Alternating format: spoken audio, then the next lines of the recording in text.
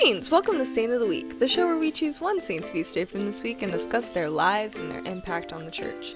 The saint for this week is Saint Bernadette Soubirous, whose feast day is April 16th, this Sunday.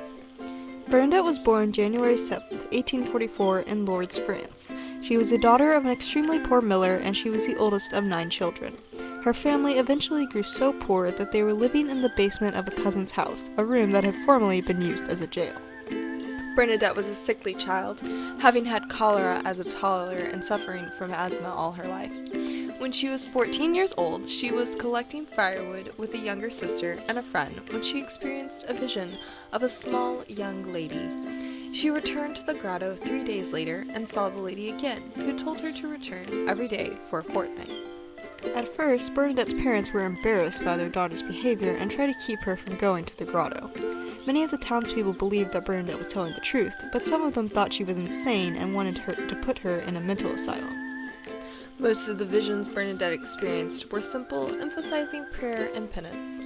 Her vision on the 25th of February, however, told her to drink of the water from the spring, to wash in it, and to eat the herb that grew there. Bernadette did so in an act of penance, and the muddy water of the grotto was replaced with a clear spring. After the 13th vision, Bernadette also told her parents that a chapel was to be built at the site of the apparitions. Although the people who believed Bernadette was telling the truth assumed that she was having visions of the Blessed Virgin Mary, Bernadette never made any such claims. The lady did not reveal her identity until the 17th vision, where she said, "I am the Immaculate Conception." Not until these words were explained to Bernadette did she fully realize who she was seeing. Bernadette's visions underwent rigorous investigation from the church and were finally declared worthy of belief in 1862. Bernadette did not like the attention she was receiving and eventually joined the Sisters of Charity, where she spent the rest of her life. Although she transitioned in and out of illness, she worked as an infirmary assistant and later as a sacristan. Bernadette contracted tuberculosis of the bone in her knee and for several months prior to her death was unable to take an active part in convent life. She died at the age of 35 on April 16, 1879, while praying the Rosary. Her last words were, "Blessed Mary, Mother of God, pray for me, a poor sinner, a poor sinner." Her body is incorrupt, and she is the patron saint of bodily illness, shepherds, shepherdesses, people ridiculed for their faith, Lourdes, France, and she is invoked against poverty. Bernadette always maintained a spirit of humility and sacrifice throughout her life.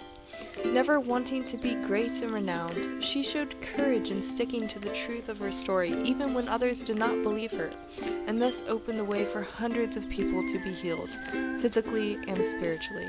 Saint Bernadette Soubirous, pray for us.